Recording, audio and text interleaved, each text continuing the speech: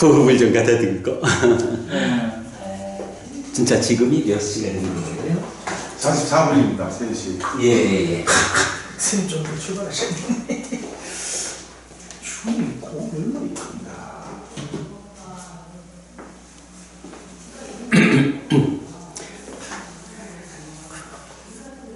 지금이 3시 44분이면 아까 우리 윤 교수님 우리 식사하고 올라와서 대화를 시작한 게 1시쯤이었어요. 그리고 법부님 조금 있다 오셨고 뭐 이래 해서 그러니까 대략 한 2시간 반 가까운 시간을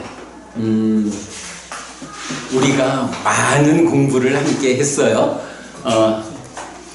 제가 많은 공부 시간에 열심히 저의 의견을 함께 했더니 지금 머리가 사실은 이렇게 피곤한 건 아닌데 잘 가라앉아진 상태에서 오늘 필요한 주제를 최적으로 설명할 수 있는 상태인가 이렇게 볼 때 조금은 그 대화의 시간에 의해서 들떠 있는 상황이 되었다. 네, 이렇게 일단은 제가 좀 오늘 이 시간 주제에 대해서 설명이 좀 부족해도 여러분 우리가 지난 시간 동안 함께 여러 주제의 공부를 함께 하는 가운데에서 그렇게 조금 좀 안정되지 못한 상태의 강의가 되어서 그렇다라고 이해해 주시기 바라고요. 우리 황 박사님, 네, 황 박사님, 우리 좀 이렇게 좀 대화하는 건 한겨레 동영상으로 해서 유튜브에 같이 올라갈 거예요. 네. 좀 감안해 주시고요.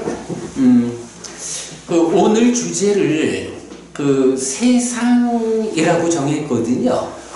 세상이란 주제를 잡은 이유가 황 박사님께서 화엄경과 관련한 어떤 주제로 또 논문을 쓰실 계획이시라고 그때 말씀하셔서 제가 출가 전에는 저도 화엄경이 어떤 구성을 가지고 있다 하는 정도는 기본적으로 알던 사람인데 출가해서 제가 화엄경으로 접근을 안 하다 보니까 지금은 잘 모릅니다. 전혀 이제 기억하지 못하지만 그때 이제 황 박사님께서 화엄경과 관련해서 어떤 방향으로 논문을 좀 준비하고 있다라는 말씀을 하셨을 때, 네. 그 주제가 어쩌면 니까야, 우리 표현으로는 부처님 살아서 직접 설한 가르침이죠. 부처님 살아계실 때 직접 설한 가르침 중에 세상이라고 하는 주제를 어떻게 설명하셨는지, 세상을 좀 정리할 수 있다면 황 박사님 논문에 조금은 좀 쓰임새, 도움이 좀 되지 않을까? 먼저 이런 우리 말씀 가운데 오늘 세상이란 주제를 제가 좀 설명드리기로 했어요. 네, 화엄경이 말하는 세상이 어떤 세상인지는 제가 잊어버려서 잘 모르지만, 니까야 부처님께서 직접 설명하신 세상은 어떤 것인지 하는 주제를 대략적으로 말씀 나누도록 하겠습니다. 장비 선생님, 세상이라는 게 뭘까요? 세상. 나는 기본적으로 이런 표현을 참 많이 써요. 불교는 사는 이야기다. 내가 세상을 만나는 이야기. 마음이 몸과 함께 세상을 만나는 과정에 어디에 어떤 문제가 있어서 괴로움이 생겨날까? 그 문제의 자리자리에 어떻게 대응해서 문제를 해소함으로써 괴로움을 소멸할까? 요게 불교다. 불교는 사는 이야기다. 그래서 내가 세상을 만나는 이야기다. 그렇다면 잘 살자. 삶의 과정의 문제를 잘 해소해서 고멸의 삶, 행복한 삶을 살자라고 하면 기본적으로 두 가지가 필요한 거예요. 하나는 나는 누구일까? 그죠? 내가 세상을 만나는 거니까 세상을 만나는 당사자로서의 내가, 우린 사실 내가 누군지 모르고 그냥 살아가잖아요. 그런데 내가 누구인지, 나는 무엇인지에 대해서 잘 알아야 세상을 만나는 데에서의 주체적인 삶이 확보가 되잖아요. 그래서 나는 누군지를 알아야 돼요. 그런가 하면 또 하나는 어쨌든 그러한 내가 세상을 만나는 이야기이기 때문에 세상이 무엇인지 모르고는 또, 그죠? 황 권사님, 그게 사실은 가장 큰 의미예요. 내가 누구인지 알아야 하고 내가 살아간다라는 그 삶의 토대, 삶의 대상인 세상을 알아야 되는 거야. 그것이 그 불교다라는 이야기를 우리 오늘 시작하는 말로 하면서 그런 가운데 제가 장미 선생님 그런 세상은 무엇일까 이렇게 물어본 거거든요. 사실 이제 나는 누구냐라는 질문에는 부처님은 사실은 명확한 답을 줘요. 우리가 이제 여러 교재를 통해서 잘 설명하고 있는데 나는 누구냐라고 하면 기본이 식이라고 하는 마음이 있어. 우리 오온에서 보면 색수상행식 하잖아요. 식이 마음이야. 이 식이 몸이라는 존재, 그러니까 몸이라는 것에 구속되어진 상태가 있어요. 몸에 구속된 상태를 말하면 중생 이렇게 부르거든요. 중생. 네, 중생이라는 말을 하죠.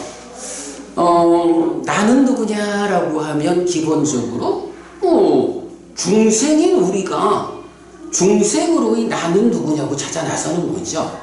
그럴 때의 첫 번째 의미가, 부처님의 첫 번째 답이 식, 마음이 몸과 함께한 상태다. 이렇게 설명을 해요. 몸과 함께한 상태라고 말하면 몸이라는 게 뭐냐 하면 신 이렇게 쓰잖아요. 몸이 함께했다 하니까 이슬 유자해서 유신, 유신, 몸이 있는 것, 몸이 있는 상태. 요게 사실은 나야. 요거를 이제 원어에서는 뭐라고 하냐 하면 사까야라고 써요. 까야가 몸이고, 요거는 원래는 이제 사뜨라는 말인데, 사뜨라는 것이 이제 있음에서 유라는 말이야. 근데 사뜨 까야가 연결되니까 발음이 사까야 이렇게 되거든요. 우리 보통 유신견 이런 말 많이 쓰죠. 유신견이 몸이 있다는 견해 요거 아니에요. 유신이라고 불리는 나에 대해서 어떤 견해냐?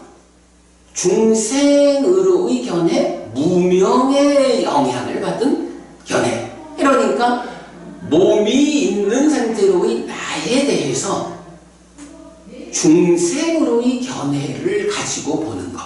요게 유신견이라.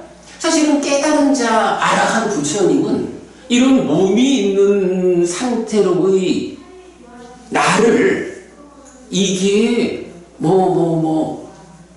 참된 거, 어떤 이런 고정된 실체라는 개념의 나로 보지를 않아요.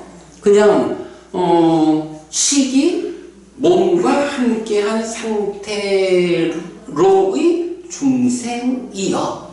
이것은 중생이라는 제한 때문에 식이 몸에 구속되어서 함께하고 있는 거예요. 이렇게 보면 되는 거거든요. 그런데 중생들은 어떻게 보냐 하면 바로 요거를 나여 이렇게 본다고.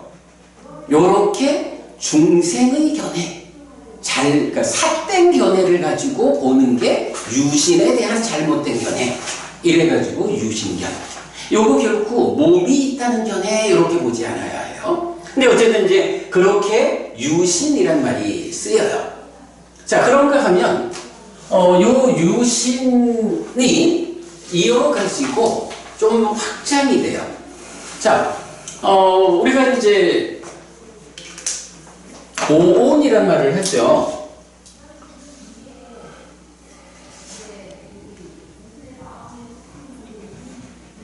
색수상 행식 있거든요. 이럴 때에 유신이라는 건 뭐냐 하면 식이 색 몸과 함께한 요게 유신이에요. 그런데 몸과 함께한 나라는 존재 상태가 그냥 몸과 함께한 그대로 있나요? 사실은 우리 삶이라는 것은 그렇게 어떤 구성 요소에 의해서 형성된 멈춰진 상태로 보지는 않아야 하거든요. 삶을 살잖아. 삶을 산다라고 하면 그 삶의 과정에서 이제 파생되어 생겨나는 게 있다고요. 부처님은 마음이 몸이 있는 상태로 삶을 살아가면 그 삶의 과정에서 느낌이라고도 하고 경험이라고도 하는 수가 파생되어 생겨나는 거야. 거기에 또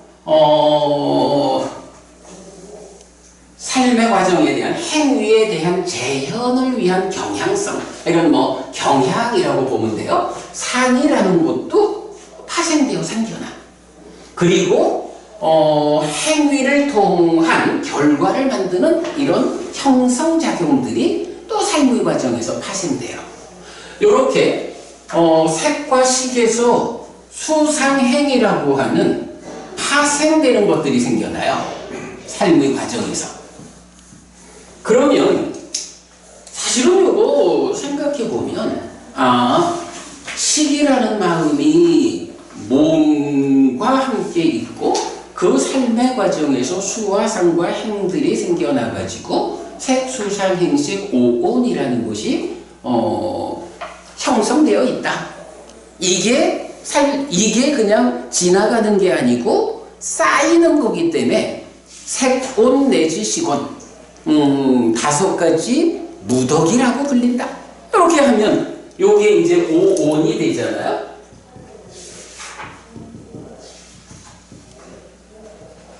그런데 이게 이제 중생이라는 것이 아까 유신견에서도 무명의 위에 있는 견해 이렇게 말을 했죠. 중생이라는 것이 사실은 어떤 특성이 있냐 하면 생각해보면 삶의 과정이 누적되어 있는 것에 불과한 오온을 요거에 대해서 근데 요게 사실은 내 거요. 요게 나요. 요게 나의 자아요. 라고 오온을 붙잡는다고. 그 붙잡는다라는 거를 뭐라고 써요? 그걸 취라고 하잖아. 취, 붙잡는다. 요거를 이제 집착 이렇게 말하죠. 지난 삶이 누적되어 있는 것인 오온에 대해서 이것은 나의 것이다. 이것은 나다. 이것은 나의 자아다. 라고 붙잡으면 오취온 요래 되는데 요렇게 붙잡은 상태가 나타내는 특징이 있어요.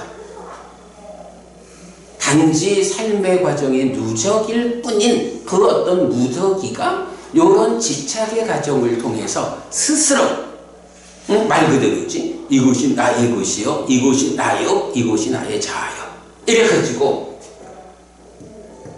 누적된 것에서 자기가 되어버리는 거예요. 내가 되어버리는 거예요. 그러면 요런 누적된 것이 자기가 되어버리는 요거를 말하자면 이걸 어떻게 표현할 수 있어요? 요거를 자기화 이렇게 표현할 수가 있죠. 내가 되어버리는 거. 요런 자기화라는 것이 원어로는 어떻게 나오느냐 하면 만화라는 단어가 있어요. 요 만화라는 단어를 그동안 한역할 때는 이거를 만이라고 번역했어. 그래서 아만, 자만 이렇게 번역하고 있는데 만화, 자기화 이런 개념이에요. 그래가지고 나는 누굽니까? 라고 하면 마음이 몸과 함께한 상태.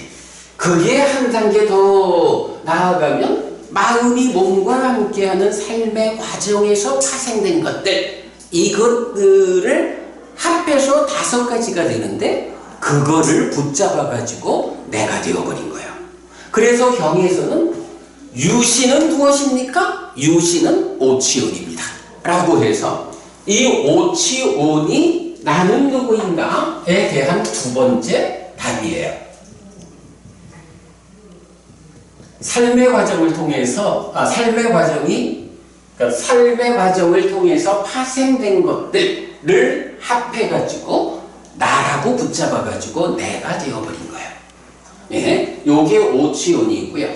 자, 그런가 하면 이제 유신도 단지 머물러 있지 않고 삶을 살아가기 때문에 파생이라는 개념이 나오듯이 이제 오치온이라고 하는 내가 되어버리잖아요. 그러면 이 오치온은 그대로 5가지 무더기가 다 갖추어졌어 라고 해서 그 상태로 멈추어 있지 않다고. 이제 우리가 보통 하는 나는 오치온이지 뭐 하는 이 오치온인 내가 지금을 산다고요. 지금을 살아가. 그 지금을 살아가는 데에는 이제 살아간다라는 거니까 활성이라는 개념을 말할 수가 있죠. 경은 오치온인 나의 활성 상태를 설명하는 걸로 2가지 요소를 말해요. 2가지 활성 요소가 있어서 하나는 자의라는 거야. 자의라는 개념은 사실은 굉장히들 어려워하는데 요거 그냥 쉽게 보면 돼요. 의라는 마음의 작용이야. 의라는 마음의 작용. 그리고 2번째가 촉이야. 촉은 여러분 3, 4화 합촉 다 아시죠? 3, 4화 합촉 요 2가지가 활성 요소라고 불려요. 경이 그렇게 부르진 않아. 우리가 경을 해석할 때 요 2가지가 활성 요소야. 이래 하는데 요 2가지 활성 요소를 더해가지고 나는 누구인가에 대한 3번째 답이 주어져요. 그래서 우리 연기, 12연기 보면 무명을 조건으로 행들이, 행들을 조건으로 식이, 식을 조건으로 명색이 이렇게 나오죠. 그 다음에 유기부로 연결되잖아. 그때 그 식과 명색이 서로 조건된 상태. 서로 조건된다라는 말이 뭐냐 하면 식은 명색을 조건으로 존재하는 거야. 명색은 식을 조건으로 존재하는 거야. 식 없는 명색은 있을 수 없고 명색 없는 식은 있을 수 없어. 요건 뭐예요? 사실은 식과 명색이라는 2가지를 어떤 목적을 가지고 구분을 하고 있지 사실은 식과 명색이 함께한 요게 하나의 몸통을 구성한다는 거죠.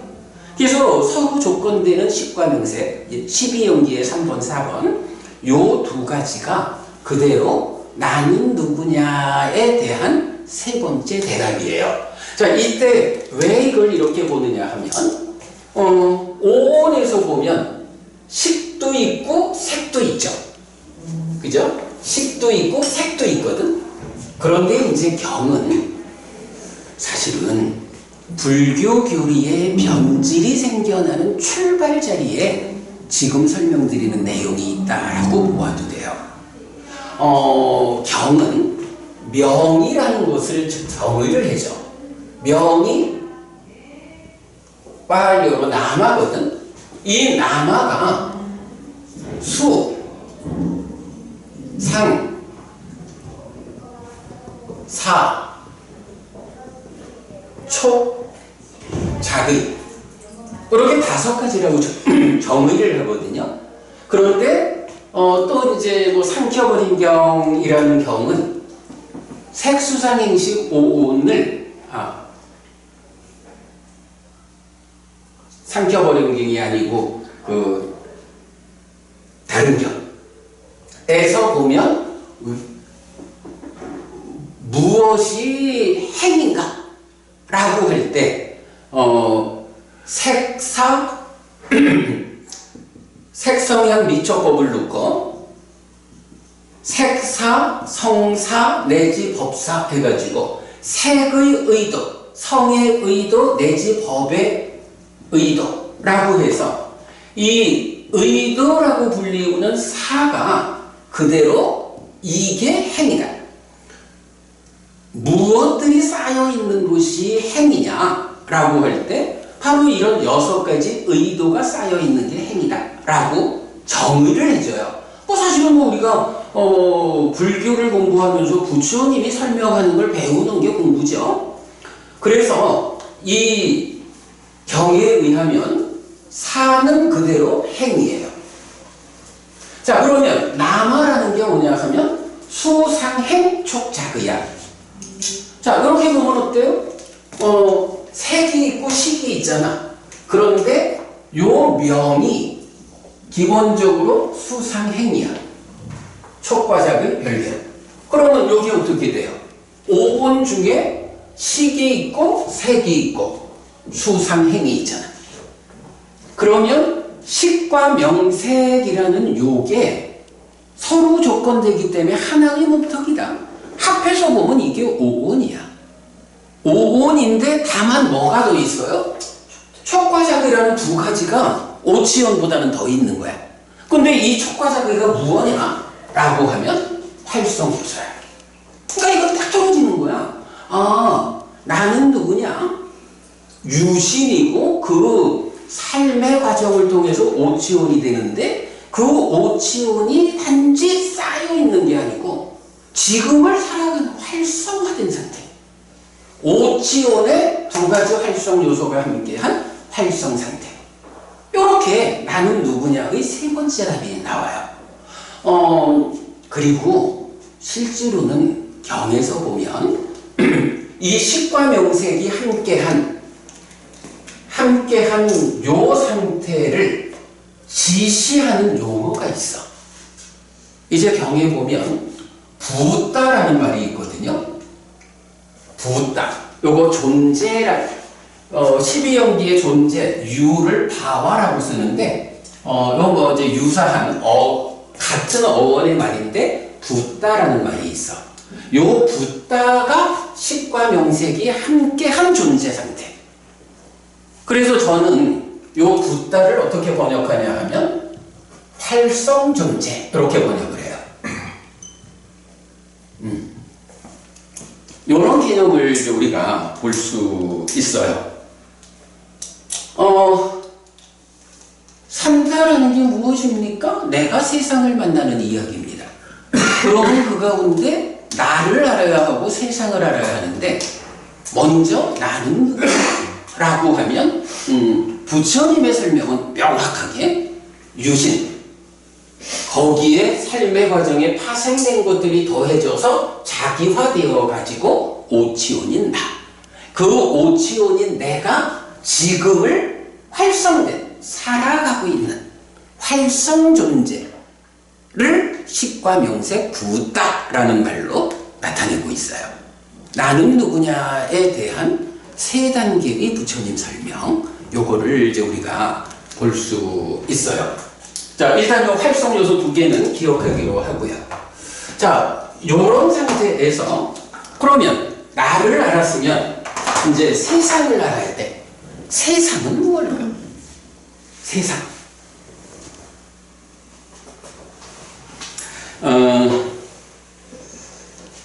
우리가 삼법인이란 말을 하잖아요. 삼법인.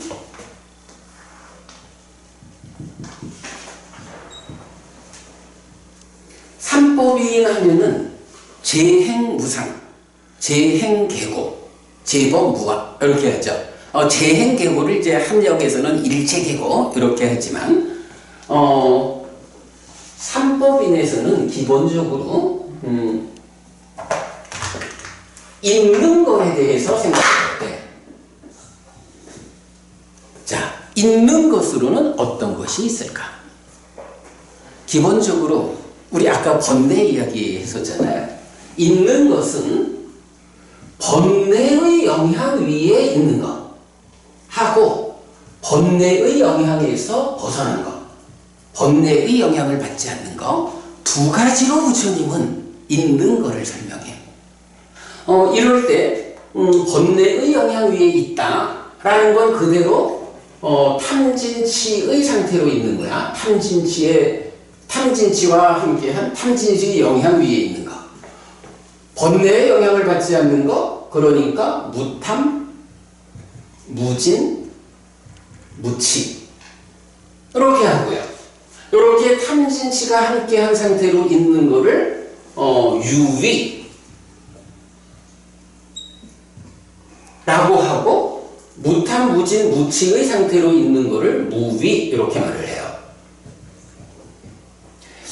사실은 우리가 공부하면서 굉장히 조심해야 하는 게 원래는 요 상카따라는 말이 있어요. 원어에 상카따라는 말의 의미가 뭐냐 하면 탐진치가 함께한 상태 이렇게 정의가 되거든. 그리고 아상카따라는 말이 있어. 아상카따가 경에서는 탐진치의 부서짐, 이래서 무탐무진 무치의 상태를 말하거든요. 요거를 중국에서 번역을 하면서 탐진치가 없는 요런 것이 삶의 완성 상태구나 이렇게 본 것 같아. 내가 볼 땐 잘 봤어. 그런데 이제 중국에서 문제는 요런 탐진치가 없는 완성된 삶의 경지를 지시할 수 있는, 그러니까 번역어, 지시할 수 있는 단어를 찾았겠죠. 무엇이 찾아졌겠어? 노자의 도덕경에서 무위라는 개념이 나온다고. 도덕경 안에서 무위도 나오고 명도 나오고 이래 하잖아요. 그 무위라는 말이 노자라는 스승에 의해서는 삶의 완성인 거야. 그래서 아상카타, 탐진치 없음의 경지를 무위라고 번역을 한 거야. 그러니 역으로 탐진치 있는 상태 상카타는 유위 이렇게 번역이 된 거죠. 나는 이 상카타 아상카타를 유위 무위라는 번역은 잘했다고 생각해요. 삶의 완성의 경지를 중국적으로 설명하려니 당연히 노자의 도덕경에서 제시가 되고 있는 거야. 잘 번역을 했는데 문제는 우리가 특히 불교 신자들은 놓치면 안 되는 게, 노자라는 스승이 생각하는 삶의 완성하고 부처라는 스승이 실현해서 보여주는 삶의 완성이 다른 거야. 그죠? 노자의 경우는 말하자면 인간의 의지가 작용하지 않는 삶? 뭐 이렇게 표현한다면, 그래서 무비자연 이렇게 이제 설명하는 거잖아요. 근데 부처라는 스승이 설명하는 삶의 완성은 이 의도가 배제된, 아니야. 의도라고 하는 거는 삶의 골격을 구성하는 한 자리야. 이걸 배제하자 이럴 수는 없고, 다만 이 의도에 탐진치가 작용하면 그것 때문에 악업을 지어서 괴로움을 만들거든. 그 의도라는 골격의 자리에서 그러니까 무탐, 무진, 무진, 탐진치가 없는 삶을 진행시킴으로써 고멸, 행복한 삶을 사는, 요게 차이거든. 우리 사실 내가 중고등학교를 다닐 때부터도 그랬던 것 같아요. 우리 한국 불교의 어른 스님들께서 무위를 말하면서 이런 무위 자연으로 설명하는 경우를, 여러분들 어떠신지 몰라, 저는 참 많이 들어봤거든요. 공부를 해서 좀 알고 나니까 아이고, 어쩌면 우리를 노자의 제자로 이끌었을까? 요런 얘기가 되는 거예요, 이게. 그래서 요 부분 아주 조심해야 돼요. 번역은 뭐 삶의 완성 자리를 잘 지시했다 하겠지만 그 삶의 완성이 다르다. 이걸 불교 신자는 놓치면 안 된다. 예, 요런 부분 이제 잘 봐야 하고요. 자, 이랬을 때,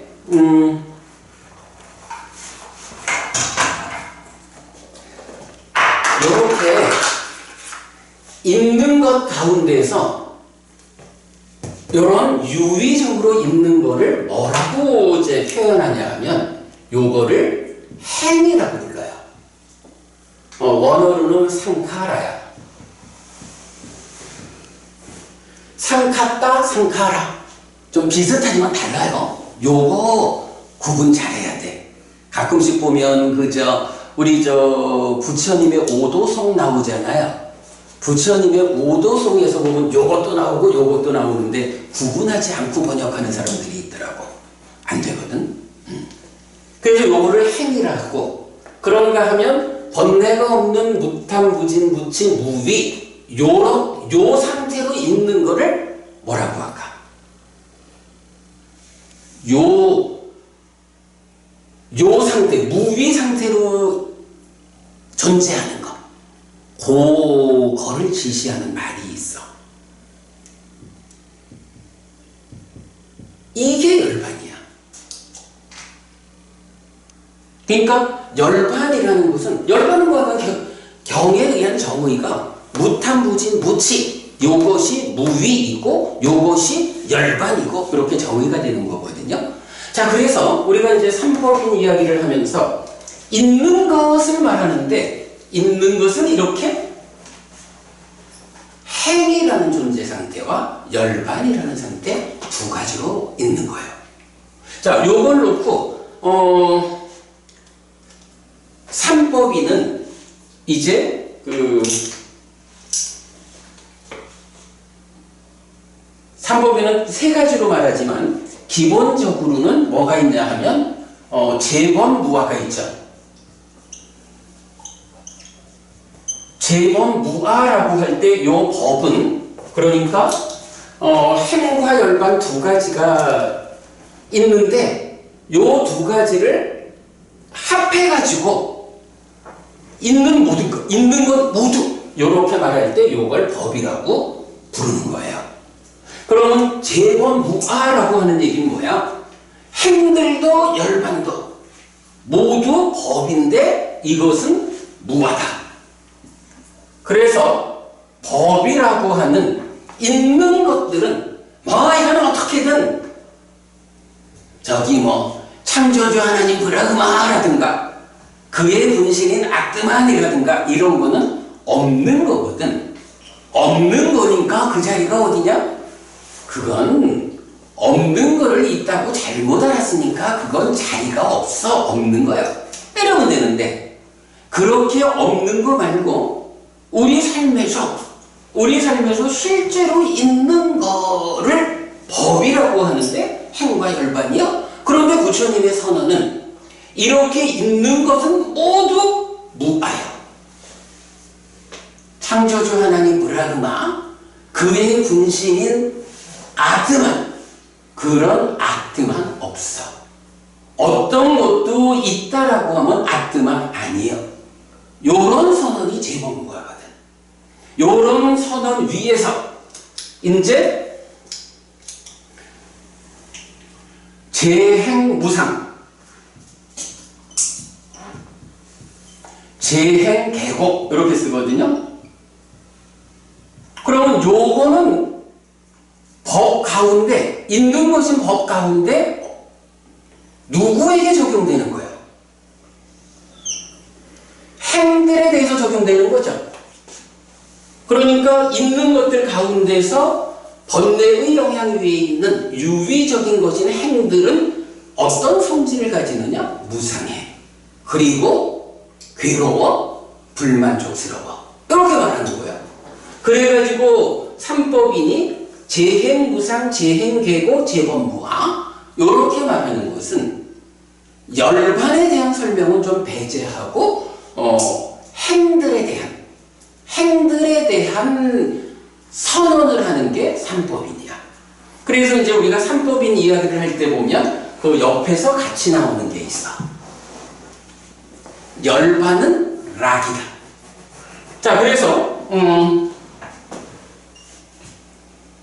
열반은 락이다 라고 해서 이 무슨 얘기냐 하면 있는 것들은 다 공통된 성질이 무아인데 그 무아인 것들 가운데 행이라고 하는 것은 무상하고 다 괴로움이에요. 그런데 행 아닌 것으로 있는 열반이라고 하는 것은 무상이 가라앉았어. 무상이 가라앉았기 때문에 괴로움이 소멸했어. 괴로움이 소멸한 락이요. 요렇게 말하는 게 삼법인의 포괄적 의미예요. 우리가 삼법인 하면 맨날 재행무상, 일체계고, 재법무와 요렇게 말하고 있지만 사실은 그 가운데에서 행들과 열반의 차별, 요 부분을 잘 안 보죠. 그런데 그거를 보는 것은 굉장히 중요해요. 요거 여러분 조금 좀 새롭죠. 그러니까 행들과 열반을 구분해가지고 무상고 무아라는 것은 행들에 적용되는 얘기고 열반은 무상이 가라앉았기 때문에 락이고 무아야.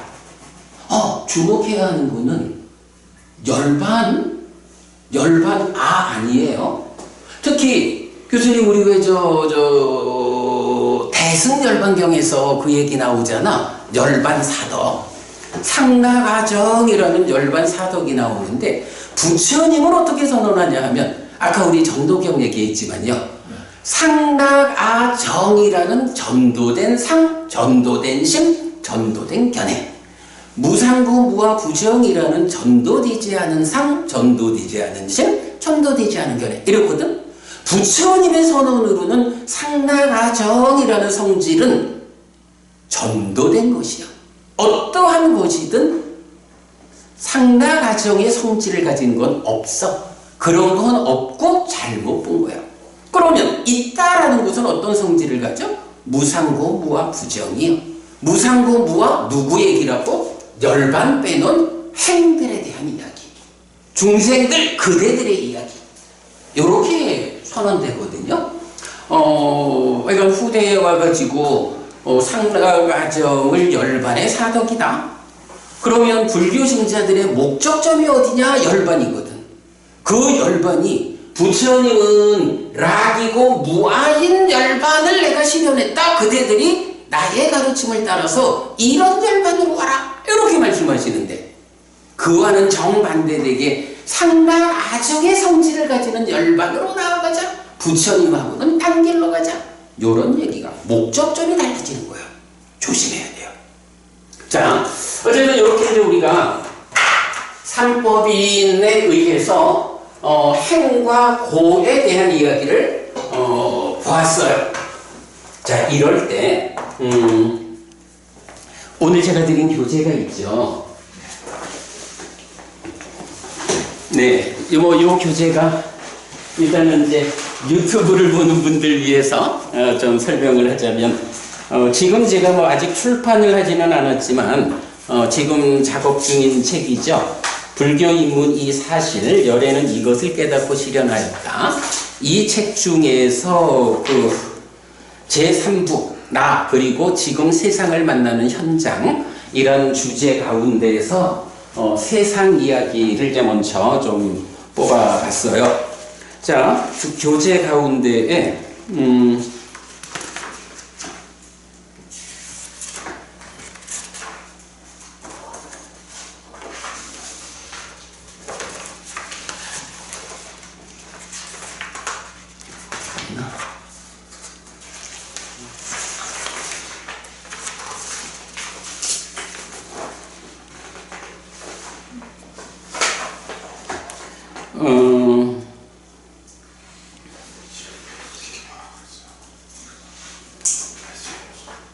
자, 304페이지 한번 볼게요.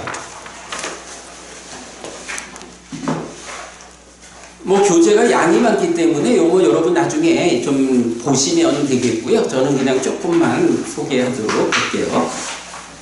304페이지 밑에 보면 세상에 대한 개념의 전환 이래가지고 한편 세상에 대한 다른 방법으로의 설명도 있습니다. 비구요. 부서진다라고 해서 세상이라고 불린다. 그러면 무엇이 부서지는가? 안 한다요. 흩어지는 것이 성스러운 줄에서는 세상이라고 불린다. 그러면 무엇이 흩어지는 것인가? 안 한다요. 아 또는 아에 속한 것에 의해 공하기 때문에 공한 세상이라고 불린다.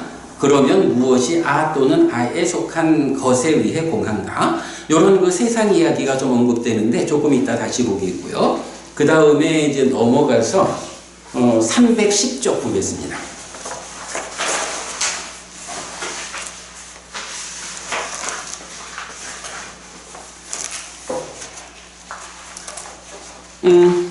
중간에 이제 확장된 세상의 의미에서 세상, 마라, 중생, 괴로움 이래 나와요. 한편 활성화된 일체의 영역으로 확장된 세상은 다른 방법으로도 설명됩니다. 안과 색들, 안식에 의해 알려져야 하는 법들의 형태인데 삼위띠 세상 질문경은 안에 있는 것, 안이 있는 것, 색들이 있는 것, 안식이 있는 것, 안식에 의해 알려져야 하는 법들이 있는 것, 거기서 세상 또는 세상이라는 개념이 있다라고 합니다.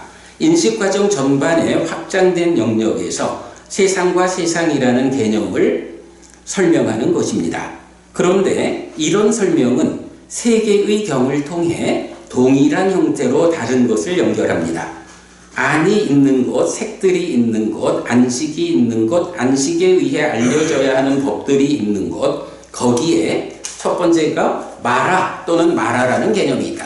요 마라라는 개념을 우리가 알죠. 이게 이제 중국에서는 마군이라고 번역된 말이죠.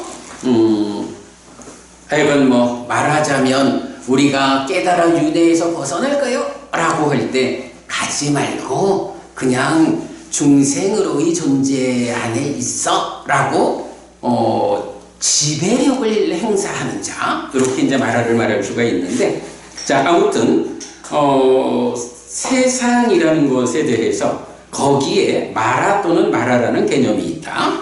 거기에 중생 또는 중생이라는 개념이 있다. 거기에 괴로움 또는 괴로움이라는 개념이 있다. 입니다. 그렇다면 활성화된 일체의 영역으로 확장된 세상은 그대로 1. 마라의 영역이고 2. 중생의 영역이고 3. 괴로움의 영역이라는 것을 알 수 있습니다. 그렇습니다. 부서지고 흩어지고 아 또는 아에 속한 것에 의해 공한 이 세상은 이렇게 마라의 영역이고 중생의 영역이고 괴로움의 영역입니다. 그리고 이런 세상에서 벗어날 때, 여기서 이제 중요한 표현, 이런 세상에서 벗어날 때, 교수님 아까 우리 얘기했던 위무띠와 위목하, 이 위무띠라는 해탈이란 말이 바로 이렇게 세상에서 벗어나는 거죠. 이런 세상에서 벗어날 때 1. 마라로부터 해방되는 것이고 2. 중생이라는 불완전한 존재 상태를 마감하는 것이고 3. 괴로움이 소멸한 완전한 행복이 실현되는 것입니다. 해서 그 다음 페이지에 이렇게 표를 하나 그려놨어요. 네, 이 표는 뭔가요? 바로 이제 지금 말씀드린 삼법인에서 행이라는 것이 있다고. 행이 뭐라고요? 행이 법을 구성하는 일부인데 번뇌의 영향 위에 있고 탐진치가 함께한 거고 유인 거. 요게 행이에요. 그 행이 어떤 성질을 갖느냐? 무상고 무아야. 지금 설명드린 거죠? 무상고 무아. 그래서 재행무상, 재행계고, 재범무아. 요 무아는 이제 법 전체로 있고, 그런가 하면 열반이라는 것은 어때요? 열반은 무상이 가라앉아서 락이고 무아인. 네, 요렇게 이제 행과 열반이 구분되고, 이랬을 때 바로 이런 행의 영역. 자, 아까 제가 장미 선생님, 세상이 뭐야? 이렇게 질문했던 거죠. 바로 그 세상에 대한 그겁니다. 세상에 대한 답을 이렇게 말하는 거예요. 그래서 이제 표에서는 세상이라는 게 바로 이런 행의 범주야. 행의 영역이야. 이 행의 영역에 대해서 뭐라고 말해요? 만화의 영역이야. 중생의 영역이야. 고의 영역이야. 이렇게 설명하는 거죠. 세상이라는 것이 이렇다는 거야. 그러면 열반이라는 것은 가라앉음에 의해 락이고 무한데, 이 열반은 뭐야 그러면? 세상 밖에 있는 거. 그러니까 세상에서 벗어남이라는, 하여간 우리가 불교 공부를 부처님을 따라서 삶을 향상하자라고 할 때 가장 중요한 개념이 바로 이거, 세상에서 벗어남. 아니 이 세상이 포괄적으로 욕계색계 무색계 모든 경우의 세상이지만 그 가운데서도 내가 요만큼 힘든 세상에서 벗어나서 조금은 덜 힘든 세상으로 이렇게 벗어남의 과정이 단계적으로 진행되는, 이래서 세상에서 벗어난다라고 하는 이 개념이 불교 공부에서는 가장 중요한 개념이다. 우리의 목적성, 방향성이다. 이래 봐야 되죠. 그래서 열반이라고 하는 이 세상에서 벗어남은 마라로부터의 해방이고 중생의 불완전한 존재 상태를 마감하는 것이고 고가 소멸한 완전한 행복의 실현이다. 이렇게 정리할 수가 있는 거예요. 자, 여기서 이제 중생이라는 개념은 크게 말하면 뭔가요? 자, 나는 누구인가? 라고 질문했잖아요. 나는 누구인가? 라고 할 때 바로 유신이고 오치온이고 식과 명색이 함께한 활성존재, 이런 모든 것들이 다 어때요? 이게 무탄무진 무치의 열반 상태로서의 나를 말하는 거 아니죠. 지금 우리가 어쨌든 아직까지 아라한을 성취하지 못한 이런 상태에서 유신이고 오치온이고 활성존재로 살아가고 있다라고 할 때 이런 나를 뭐라고 불러요? 중생, 이렇게 부르는 거거든요. 그 중생을 세 가지로 부르는 거예요. 그러면 세상이 무엇입니까? 라고 하면 바로 이 세상이 중생이라고 불리는 나의 삶의 영역이 세상이요. 그런데 그 영역은 가지는 특징이 있어. 뭐요? 불만족에 뒤따르는 거예요. 고라는 얘기죠. 여기서 고라고 하는 게 꼬집으니까 아파요, 요런 의미만을 말하는 거 아니죠? 요거 우리 여러분들 그 세 가지 고의 성질이 있다 라고 해서 고고, 행고, 괴고 이렇게 나오잖아요. 고고 하면 괴로움의 성질이야. 고고성. 꼬집으니까 아파요라는 구체적 아픈 성질을 말하는 게 고고성. 무상하다, 조건들이 결합해서 결과를 만드는 이런 행들의 성질 가운데 조건이 내가 원하는 대로 제어되지 않기 때문에 생겨나는 결과가 만족한 결과를 만들지 못해. 요거 행고. 그런가 하면 그렇게 만들어진 결과조차도 그 상태를 유지하지 못하고 계속적으로 변해가. 사실은 원어는 변한다라는 괴로움의 성질 이렇게 말하는데 중국에선 그거를 무너질 괴자를 써가지고 괴고성 이렇게 번역을 했다고. 괴고라고 번역하면 의미를 이렇게 좀 따지면 그렇구나 하겠지만 원어가 말하는 변하는 것에 따르는 괴로움, 요런 의미하고 직접 찾기는 좀 어려움이 있죠. 그러나 어쨌든 그렇게 이제 괴로움을 말한다고. 그래서 이러한 세상이라는 것은 이렇게 세 가지로 정의되는 나, 즉 중생으로의 삶의 영역을 세상이라 한다. 그런데 그 세상은 바로 이런 세 가지 형태의 불만족으로 채워져 있다. 이렇게 되는 거죠. 그리고 그러한 중생들의 불만족한 삶의 영역인 세상을 지배하는 자가 있으니 마라라고 불리는 자다. 이렇게 해서 세상에 대해서 마라의 영역, 중생의 영역, 고의 영역, 이 세 가지로 말하는 거예요. 결국은 마라의 지배력에서 벗어나가지고 중생이라는 삶의 상태를 모면하면 고면이 실현돼. 이게 벗어나는 거죠. 불교의 목적이죠. 네, 세상에 대해서 우리가 기본적으로 요 내용 보기로 하고요. 자, 그 다음에 이제 우리 교재를 좀 지금 이야기 포함해가지고 교재를 좀 읽어가면서 얘기해 보겠습니다.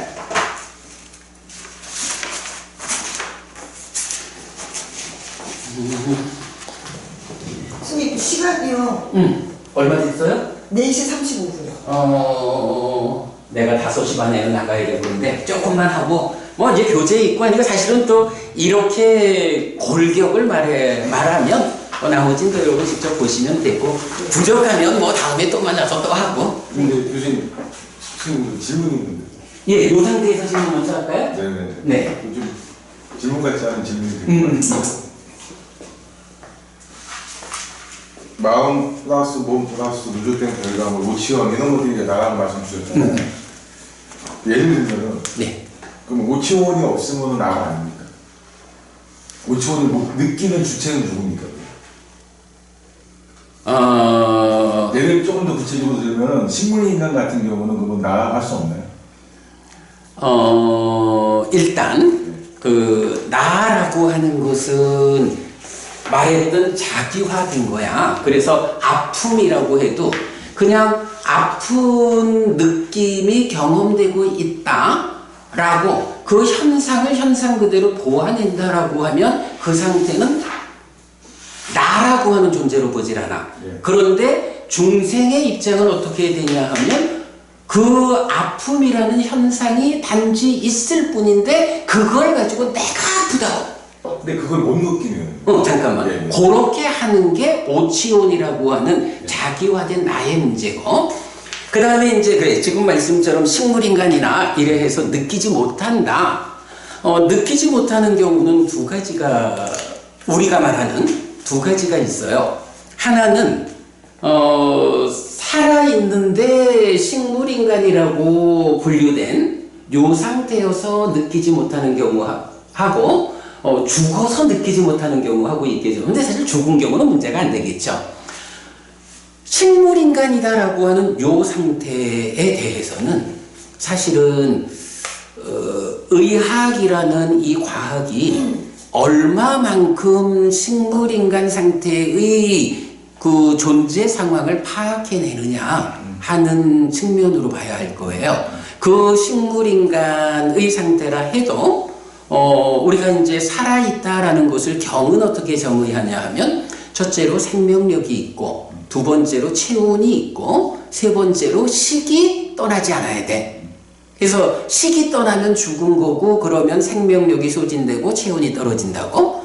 그런데 식물인간이다라고 하는 것은 아직까지 체온도 유지되고 살아있어 생명력도 유지되죠. 그 상태는 식이 떠나지 않은 상태야. 요래 되면 우리가 현재 인간들의 과학이 측정할 수 있는, 사실은 식물인간이 아무 느낌도 못 느낀다라고 하는 거는 사실인지 몰라. 우리가 과학적으로 의사가 어떻게 접근해 볼 때 과학적으로 측정할 때 아픔을 느끼지 못한다 이렇게 보는 거지, 실제로 그 당사자가 아프지 않느냐 하는 거하고는 또 좀 달라요. 요게 일단은 이제 중생으로서 살아있는 한에 아마도 식물인간도 우리가 느끼지 못하는 자기대로의 어떤 고통이 있을 거야. 그리고 그런 고통들에서 벗어나는 길은 수행을 통해서 상수멸 이런 말을 하죠. 상과 수가 소멸한 그러니까 느낌 자체가 소멸된, 여기서 소멸이란 말은 헨지에 보고 이렇게 높은 수행의 경지에 의해서 그 느낌을 극복하거나 아니면 죽거나 이제 요런 상황으로 구분을 해야 되는데, 아마 지금 질문하신 데 대해서는 식물인간이 느끼나요? 못 느끼나요? 하는 것을 과학의 기준으로 그 의사의 시각으로 그렇게 말할 것이냐 아니면 그 당사자의 입장에서 볼 거냐 하면 이런 차이가 있을 것 같아요. 네. 그러나 어쨌든 살아있는 자는 삶의 과정에 이런 파생된 것으로의 수상사는 함께하고 있는 거 그렇게 봐야겠죠. 하나 더 질문인데요. 네. 쌓여있다라고 말씀 주셨잖아요. 쌓여있는 것이 행위다. 쌓여있는 것이 행위다. 행. 예. 행뿐만 아니라 색수상행식 온 다섯 가지 다가 쌓이는 거죠. 이게 이제 행위다라고. 쌓여있다라는 그 정도는 어느 정도 수준입니까? 수치적으로 따져보면. 예를 들면 뭐 한 건도 쌓여있는 건지 한 건은 쌓여있는 건지 뭐 100건이 쌓여있는 건지 어떤 정도의 차이가 있지 않겠습니까? 경은 그 부분에 대해서 제각각의 정도를 표현하지는 않아요. 왜냐하면 우리가 윤회해온 과정이 참 길어요. 그러다 보니까 요 중에 요런 개념은 있거든. 색수상행식 중에 식은 얼마 동안을 쌓이느냐 하면 윤회의 전 과정을 쌓여요. 언제 윤회가 시작되었는지 우리가 확인하기 어렵지만 하여간 전생들의 과정 동안의 삶의 과정이 다 식으로 쌓여. 경에서 보면 이 유의적인 행위를 하면 그 행위에 따라서 식이 머문다라는 표현을 해. 그리고 식이 머물고 늘어나면 명색이 참여한다 라고 해서 매 순간순간의 행위의 결과를 가지고 욕계거나 색계거나 무색계 중생세상에 식이 머문다라는 개념이 나오거든. 요게 하여간 해탈된 삶, 자유로운 삶을 살지 못하고 욕계라는 소유적인 삶으로 머물러서 계속 욕심 부리는 사람이 되고 이런 개념이야. 식이 머물고 늘어난다. 이전 순간까지의 식의 무더기에 요번 행위를 통해서 머문 식이 더해져서 늘어난다. 이렇게 표현을 하는데 그래서 이제 식을 연기된 식, 윤회의 주체 이래 말하는데 그 식이라는 것은 윤회한다고 몸이 무너져 죽으면 죽는 순간 새로운 몸으로 가가지고 다음 생을 또 이 식의 무더기가 이어서 살아가는 거야. 그래서 식은 윤회의 전 과정 동안 누적되어 있어요. 그런데 색수상행 요거는 몸이 무너져 죽으면 버려지는 거야. 그러니까 몸이라는 거, 또 몸과 식에 의해서 파생된 것들의 무더기, 색수상행의 무더기는 한평생 동안만 누적되어 있어요.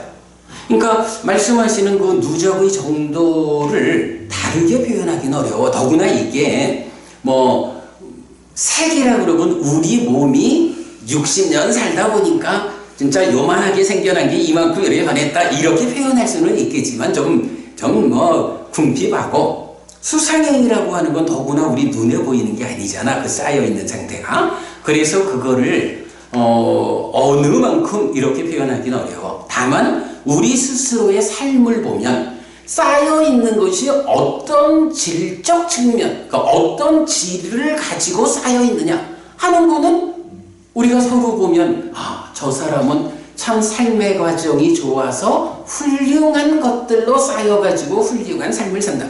뭐 이렇게 질적인 것을 보아 알 수는 있지만 양적으로 표현하기에는 색 빼놓고는 물질이 아니니까 계량이 안 돼. 하여간 이 부분에서는 고발밖에 할 수가 없어. 식은 윤회의 전 과정이 쌓이는 거야. 그러나 색수상행은 이 몸으로의 한평생만큼만 쌓이고 죽을 때 버려지는 거야. 그래서 죽을 때 윤회하는 것은 식만 윤회하는 거야. 요런 정도가 답이 될 거예요. 네. 자, 거기까지 하고 이제 우리 교재를 조금 보도록 합시다. 저기 시간을 늦어도 4시, 저기 5시 10분에는 제가 중단하도록 할게요. 네. 지금 몇 시? 44분이요. 지금 4시 4시 44분. 그러니까 한 2, 30분만 해야겠네. 네. 그리고 뭐, 단 1, 20분이라도 우리 얘기 좀 하고 가야지. 뭐 부족한 게 있으면 다음에 또 하기로 하고. 자, 그럼 이제 교재 301쪽 보겠습니다.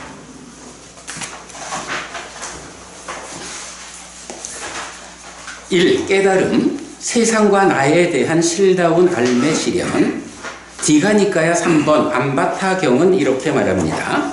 참으로 세존이신 그분 곧다마에게는 이런 좋은 명성이 퍼져 있습니다.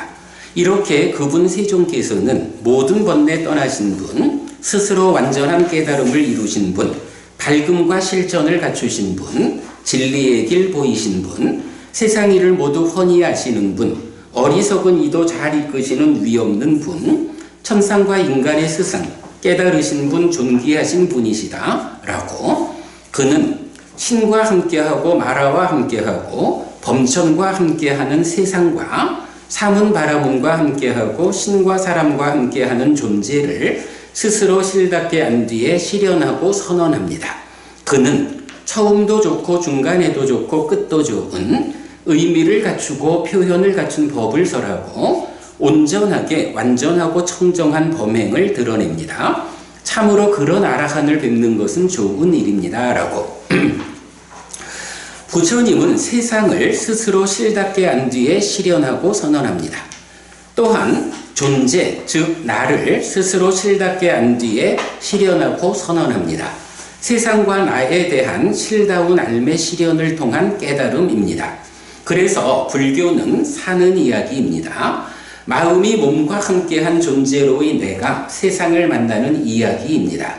마음이 몸과 함께 세상을 만나는 이야기로의 삶에 어떤 괴로움이 있는지, 그 괴로움이 어떻게 생겨나고 자라나는지, 그 괴로움이 소멸하는 것인지, 어떤 방법의 실천을 통해 그 괴로움이 소멸하는지를 설명하는 이야기가 바로 불교인 것입니다. 요리했는데 뭐 가로쳤지만 고집 고멸도 사성제가 그대로 설명된 표현이죠.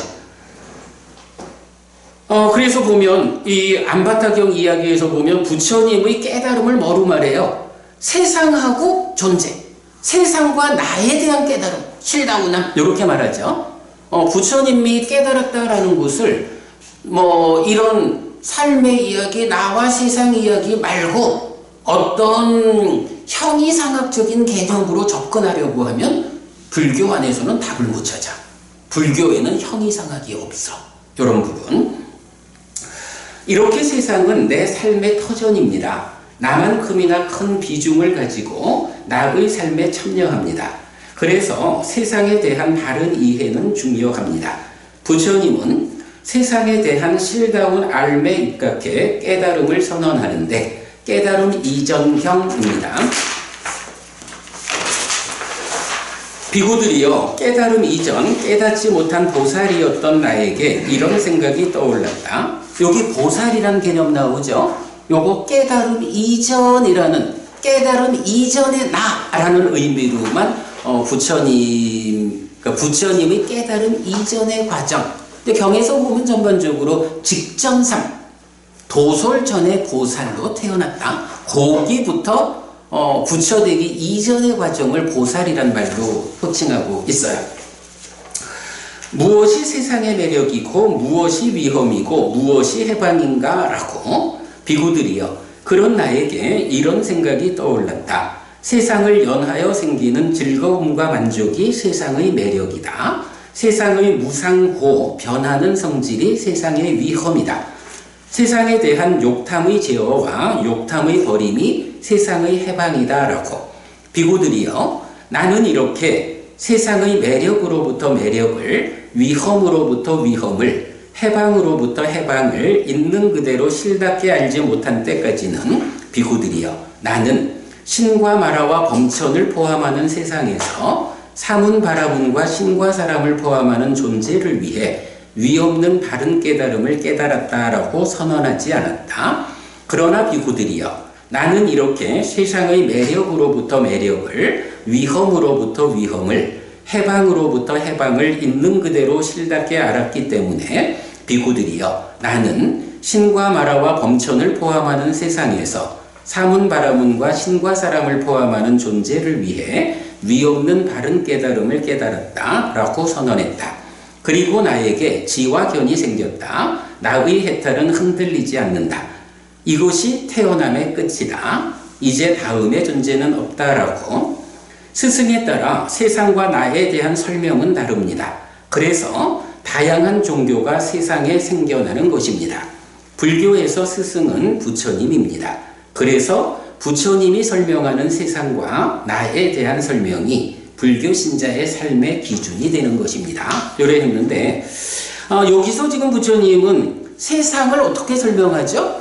세상을 매력, 위험, 해방이라는 세 가지 관점에서 설명하죠.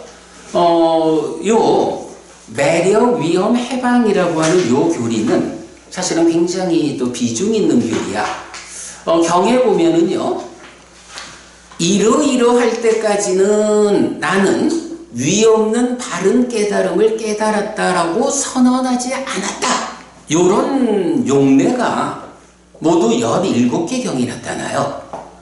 그렇게 위없는 바른 깨달음을 깨달았다라는 선언, 요 17개의 경 중에 12개의 경이 매력, 위험, 해방이라는 주제를 가지고 어떤 것에 대한 매력, 위험, 해방을 실답게 알지 못한 데까지는 위없는 바른 깨달음을 깨달았다고 선언하지 않았다. 이렇게 나오거든요. 70%야. 요 매력, 위험, 해방이라는 개념은 뭐 오늘은 설명하기 어렵죠. 마침 지난 월요일 날 제가 우리 부산 불교 의사회 법회를 한 달에 한 번 이제 우리 법당에서 하거든요. 마침 그 법회 주제가 요 매력, 위험, 해방이었어요. 나중에 제가 오늘 수업 정리해서 홈페이지에 올릴 때 그 부산 불교 의사회에 지난 월요일 수업 링크해 드릴게. 그렇게 한번 보시고요. 자, 그래서 어쨌든 이렇게 그 세상이라는 것에 대해서 부처님은 세상을 실답게 하는 것이 나의 깨달음의 내용이요. 이렇게 이제 말하고 있죠. 그리고 사실은 또 뭐 어떤 스승이든 다 나와 세상을 말하겠죠. 다만 중요한 거는 스승마다 나와 세상에 대해서 자기대로의 입장을 말하는데 누가 가장 정확하게 사실 그대로를 설명하느냐, 요게 차이잖아요. 부처님이 정등각, 완전한 깨달음을 성취한 분이다 라고 하는 이유는 뭐예요? 어떤 스승보다도 사실 그대로를 정확하게 선언했다. 이게 부처님이란 의미잖아요. 그래서 이제 세상에 대해서 이렇게 나타나는 부분 말하고 있고요. 자, 그 다음에 이제 큰 2번으로 갑니다. 그렇다면 부처님이 실답게 알아서 실현하고 선언한 세상은 무엇입니까? 자, 아까는 제가 뭐 교재로 보면 뒤에 나오는 얘기지만 그냥 개념적으로 세상이 뭐라고요? 중생으로의 나의 삶의 영역입니다. 괴로움의 영역입니다. 이렇게 설명했잖아요. 이제 좀 더 구체적으로 부처님은 세상이 뭐냐? 라는 것을 설명하고 있어요. 그 부분 보도록 하겠습니다. 1번, 세상은 색, 성향, 미촉, 즉 물증 영역이다. 요거 뭐죠? 안이비설신의 6내입처, 색, 성향, 미촉법 6외이처가 있죠. 그럴 때에 외입처 가운데 법을 제외한 색, 성향, 미촉, 요게 뭐야? 사실은 물질이잖아. 그죠? 그 물질을 포괄해가지고 이것이 세상이다. 이렇게 말하는데, 자, 안구따라니까요. 아홉의 모음 38번 순세파경은 5가지 소유의 사유에 묶인 것이 성스러운 율에서는 세상이라고 불린다. 라고 합니다. 까마구나는 까마구나인데 까마는 욕계 등에 쓰이는 욕, 소유의 사유입니다. 구나는 연결 또는 묶임의 의미로 쓰였습니다. 그래서 까마구나는 소유의 사유에 묶인 것 또는 소유의 대상으로 번역됩니다. 경은 다시 까마구나를 구체적으로 제시하는데 원하고 좋아하고 마음에 들고 사랑스럽고 소유의 사유를 수반하며 좋아하기 마련인 안으로 인식되는 색들, 이로 인식되는 성들, 비로 인식되는 향들, 설로 인식되는 미들, 원하고 좋아하고 마음에 들고 사랑스럽고 소유의 사유를 수반하며 좋아하기 마련인 신으로 인식되는 촉들의 5가지입니다. 즉 색성향 미촉의 물질입니다. 4대와 4대 조색이고 6개 가운데, 여기서 6개라는 건 지수화풍 공식이죠. 6개 중에서 식을 제외한 지수화풍 공의 5가지 요소의 영역입니다. 자, 그래서 이렇게 표를 그려봤어요. 안입이 설신의 6내입처가 색성향 미촉 법이라는 6외입처를 대응해서 인식하는데 그 중에 눈, 귀, 코, 혀, 몸으로 인식하는 보이는 거, 들리는 거, 냄새 맡아지는 거, 맛보아지는 거, 느껴지는 거 요런 5가지 물질 영역을 성스러운 율에서는 세상이라고 한다. 그러니까 세상이 무엇라고요? 장미 선생님, 아까는 개념적으로 세상을 중생들의 삶의 영역인 이 불만족의 상태, 그 영역 이래 말했잖아. 근데 이제 그거를 직접적으로 물질 세상이 세상이다. 이렇게 표현하는 거야. 근데 이건 당연하죠. 우리가 꼭 불교 아니라 해도 누구나 세상 이름은 이 세상이 지구가 됐든 우주가 됐든 물질 영역을 세상이라 하죠. 네, 그렇게 이제 처음 이야기를 해요. 자, 그런데 이어서 그런데 세상은 세상일 뿐입니다. 꿰뚫음경은 이런 세상에 대해 설명합니다. 탐이 함께한 사유가 사람의 소유의 사유이다. 세상에 있는 다채로운 것들은 소유의 사유가 아니다. 탐이 함께한 사유가 사람의 소유의 사유다. 세상에 있는 다채로운 것들은 그렇게 머물 뿐이다. 그러므로 여기서 지혜로운 자들은 관심을 제어한다. 세상에 있는 다채로운 것들과 소유의 사유는 다릅니다. 하나는 세상이고 다른 하나는 사유, 즉 의업입니다. 그리고 이 2가지를 연결하는 것이 관심입니다. 참다라는 거예요. 관심은 이렇게 행위를 인식에 전달하기 때문에 모든 법의 뿌리가 됩니다. 만약 소유와 관련해서 세상을 상대로 문제가 발생한다면 그것은 세상의 책임이 아닙니다. 요거 사실 굉장히 중요한 거예요. 장미 선생님 그 치유 말씀하셨죠? 사실은 치유라는 점이 굉장히 중요한 거예요. 결국은 사실은 치유받아야 하는 사람들의 대부분이 어떤 상태냐 하면 어떤 문제가 생기면 그거를 나에게서 찾지 않고 세상에서 찾는 거예요. 그런데 부처님 말씀은 세상에 다채로운 것들은 그냥 그렇게 있는 거예요. 그런데 거기에 내가 관심을 잘못 행사해가지고 문제를 만들어서 아파하는 거예요. 치유는 이렇게 바깥에 있는 물질적인 것들의 어떤 변화보다도 더 중요한 게 자기 자신이 내면적으로 어떤 마음 상태, 어떤 관심으로 살아가느냐, 요걸 제어해 주는 일이 치유의 본질일 거예요. 그런 측면 아주 중요한 거죠. 예. 자, 그래서 그것은 세상의 책임이 아닙니다. 세상을 구성하는 다채로운 것들은 그냥 그렇게 머물 뿐이기 때문입니다. 까마, 즉 그것들과 연결된 욕탐이 함께한 사람의 사유가 관심에 실려와서 문제를 일으키기 때문에 문제의 책임은 사유하는 사람에게 있는 것입니다. 라고 해서 이제 요 그림 하나 그려놨고요. 그래서 지혜로운 사람은 그냥 그렇게 머무는 세상에 있는 다채로운 것들을 제어하는 것이 아니라 그것과 소유의 사유를 연결하는 관심을 제어한다고 하는 것입니다. 지금 몇 시? 5시요. 5시. 그러면 이제 대략 정리를 할게요. 자, 그러면 이제 시간 관계상 사실은 세상이 무언지를 설명하는 데서 가장 중요한 주제 하나는 그냥 개념만 설명하고 마무리하도록 할게요. 자, 거기 보면 2번 세상에 대한 개념의 전환이래서 인식 과정에서 차별되어 경험되는 질적 세상이라는 게 있어요. 자, 방금 앞에서 세상이 물질이다 이랬거든? 그리고 그 물질, 세상에 다채로운 것들은 그냥 그렇게 머물 뿐이요. 그런데 내가 거기에 어떤 마음, 어떤 관심을 기울이느냐에 따라서 욕계 중생으로 살 수도 있고 색계 중생, 무색계 중생 이런 삶이 나의 마음 상태, 나의 사유의 상태, 나의 관심의 질적 차이에 의해서 결정된다고.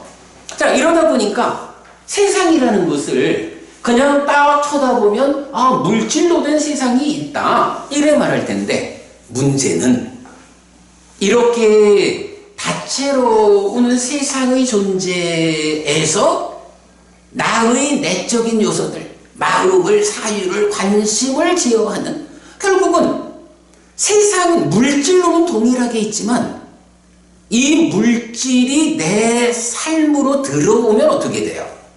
내가 어떤 마음으로, 그지? 내 삶의 수준이 어떠느냐에 따라서 이 물질적 세상이 달라지는 거예요.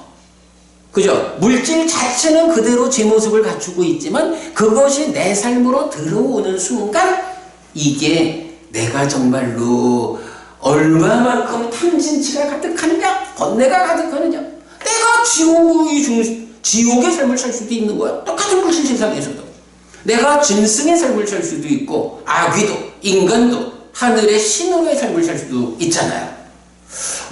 이래 가지고 세상에 대한 개념은 이런 물질 세상에서 인식 과정에서 차별되어 경험되는 질적 세상으로 전환된다는 거야. 이런 질적 세상으로의 전환에서 세상에 대한 다른 방법의 설명 부서진다. 이게 그냥 물질 세상으로만 있으면 질량 불변의 법칙이라 에너지 불변의 법칙인가 질량 보존의 법칙 이래 해서 여기서 부서지면 저기 가서 또 있겠지 그래, 그렇게 물질적으로 보면 이 세상은 부서진다 말하기 그래. 그러나 질적인 관점에서 보면 어때요? 내가 어떤 삶을 살아내느냐에 따라서 나에게서 욕계 중생으로의 삶이 지속될 것이냐, 아니면 욕계 중생으로의 삶은 부서지고 색계 중생으로의 삶이 사라질 것이냐, 색계 중생으로의 삶도 부서지고 무색계 중생으로의 삶을 살 거냐. 아예 이 욕계, 색계, 무색계라고 하는 중생들의 삼계라는 세상 모두에서, 그러니까 모든 걸 다 부숴버리고 열반이라고 하는 해탈된 삶을 실현할 것이냐. 이렇게 보면 세상이라는 것이 그냥 그렇게 고정된 게 아니에요. 내 자신의 삶의 방법에 따라서 이 낮은 중생으로의 삶이 부서지는 거예요. 그런 세상이. 요런 표현이 세상이 부서지는 거죠. 흩어지는 것이다 라는 것도 마찬가지예요. 바로 나라는 것이 이렇게 색수상행식 오온이라는 무더기들, 누적된 것들로의 삶이잖아. 그것이 자기화해서 내가 되어버렸잖아. 이렇게 내가 되어버린 것으로의 나의 삶, 그 세상이 내가 어떠한 삶을 살아내느냐에 따라서 욕계 세상부터 부서지고 색계 세상이 부서지고 무색계 세상이 부서지고, 그래서 중생으로의 삶의 영역, 괴로움의 범주인 이 세상을 다 부숴버리고 열반이 실현되는 거예요. 그러니까 세상은 흩어지는 거죠. 부서지고 흩어지고. 그리고 아 또는 아에 속한 것에 의해 공하다. 그 안에 바로 이거죠. 재범무아. 재범무아야. 있는 것은 모두 무아야. 어떤 것도 있다라고 하는 그거는 창조주 하나님 불알음하거나 그의 분신인 악드만이거나 이런 고정불변의 실체 변치 않는 것, 이런 존재 상태를 가지는 건 없어. 그러니까 아라고 하는 것 공하다. 또 또 그 아에 속하는 거 공하다. 이제 그 공부를 많이 하신 분들이니까 공 이러면 뭐 용수 스님이 말하는 연기 즉 공 이런 이제 개념을 알고들 계실 텐데 사실은 니까야에서 말하는 공은 용수의 공하고 달라요. 니까야에서 그러니까 부처님이 공이라는 말을 쓸 때는 없는 것은 공하다고 한다 라고 해서 없는 것을 말해요. 그러니까 여기서 아 또는 아에 속한 것에 의해 공하다 라고 하는 이거는 아나 아에 속한 것이 연기하는 것이다 이런 얘기가 아니고 아거나 아에 속한 것이 없다라는 말이에요. 이 세상에는 세상 밖에는 열반밖에 없으니까 당연히 그런 건 없죠. 이렇게 이제 세상이 설명되고요. 자 그러면서 이제 이 부분에 이제 한 가지 표현을 할 수가 있어요.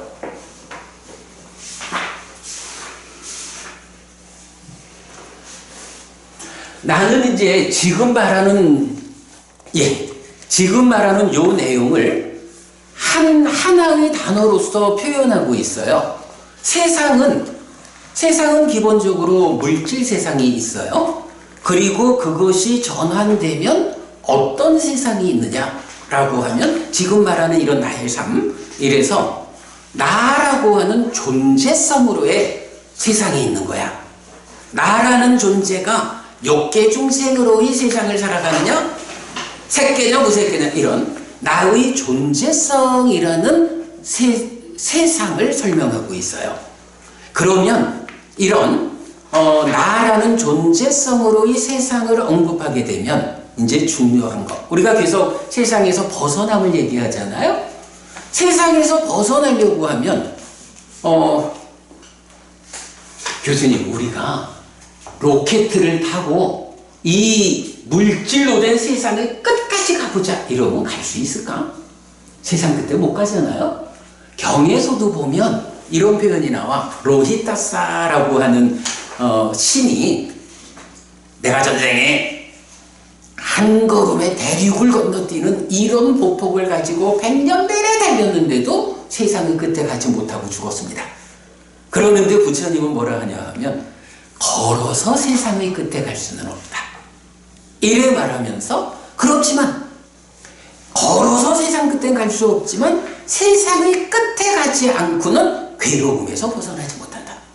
그러면 세상 끝에 못 가는데 거기 못 가면 못 벗어난다 그러면 아무도 해탈할 수 없다는 얘기야? 이래 되잖아. 여기에서 이제 그 답이 나오는 거야. 물질로 된 세상의 끝이라는 것은 우주선을 타고 달려도 사실은 못 간다고. 그런데 존재성이라는 개념이 있잖아.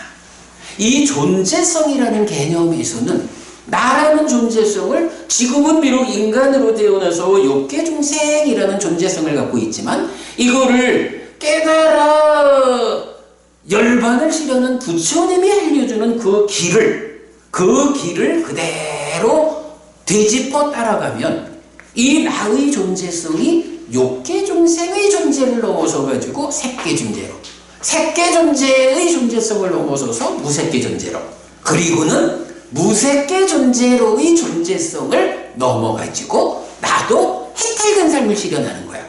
그러면 중생이라는 존재성의 입장에서 보면 그 중생의 영역에서 벗어나서 해탈된 삶을 실현했다, 열반을 실현했다, 깨달아 아라한되었다, 윤회에서 벗어났다. 이래 되면 중생으로의 존재성의 관점에서는 그 끝에 가가지고 벗어나 버린 거잖아.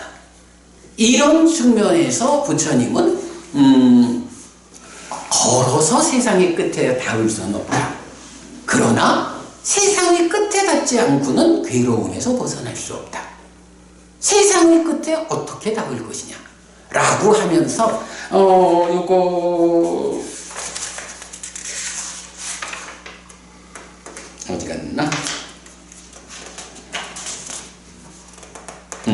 세상의 끝이 있고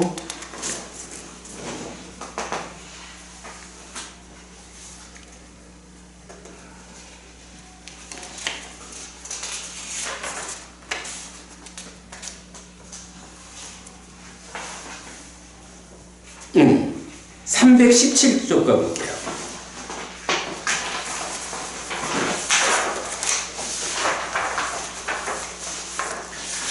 자, 317쪽 맨 위에 도반이요.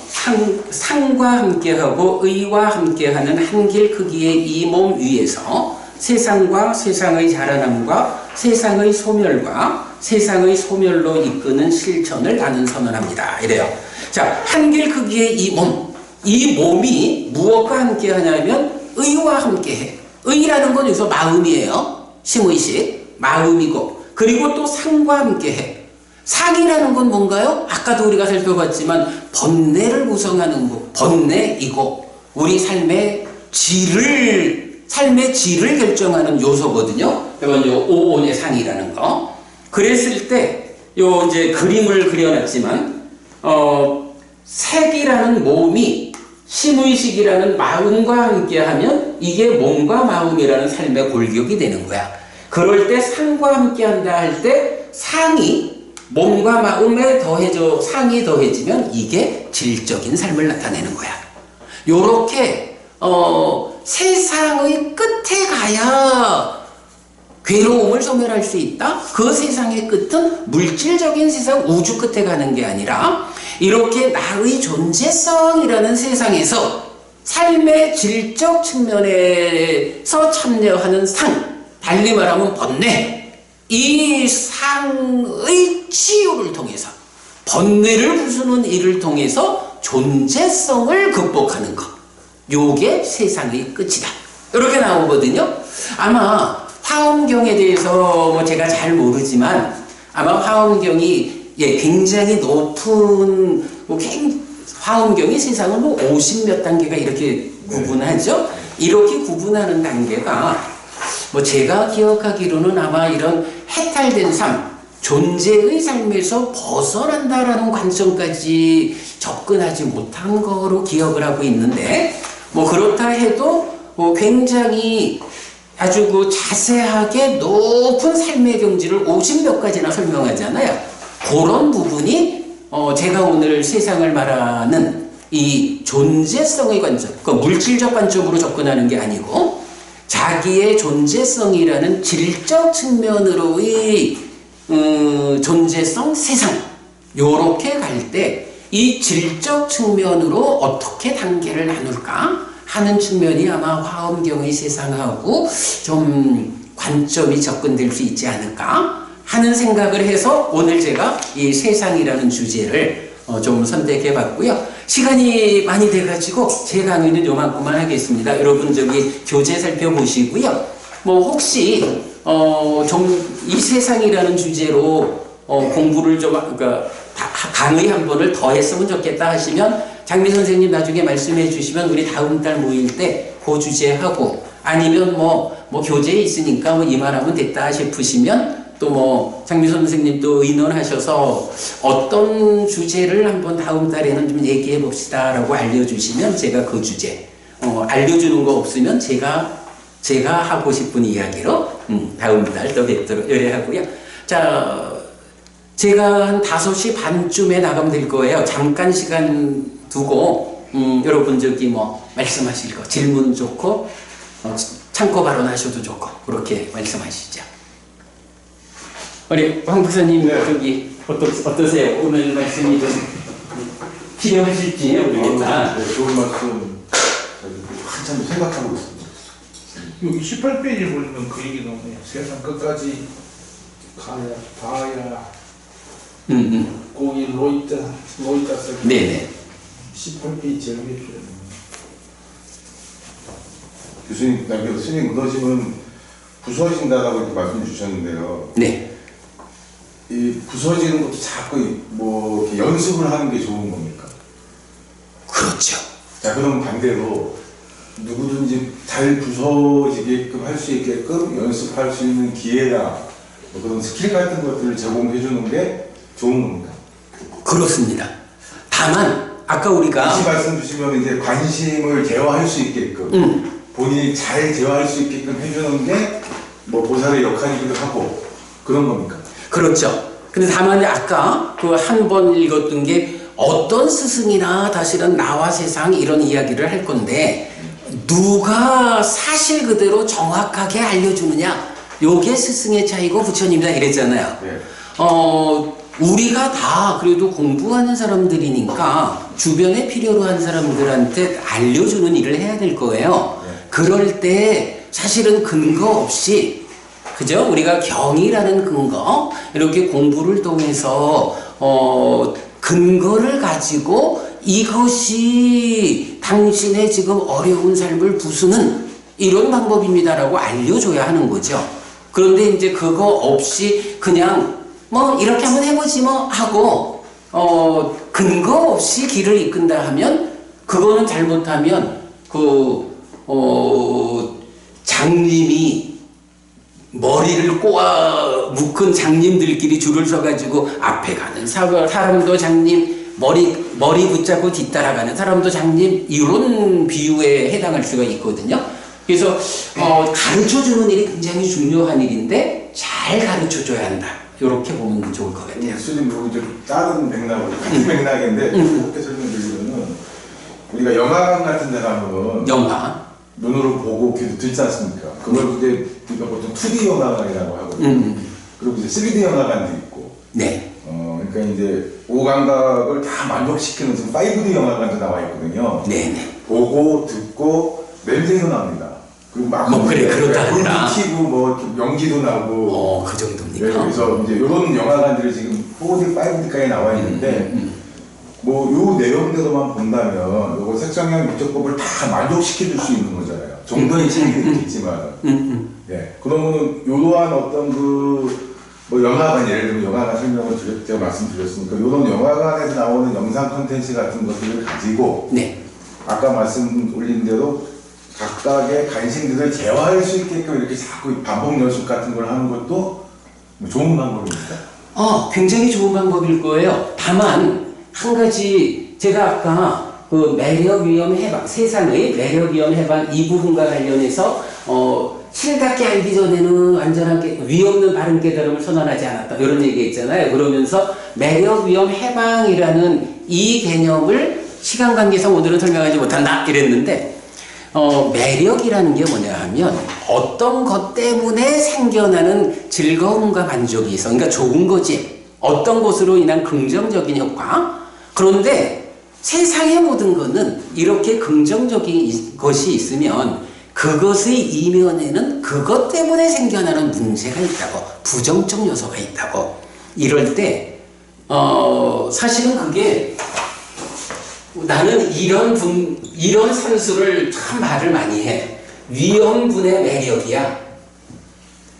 매력을 높이고 위험을 줄여나가면 좋잖아.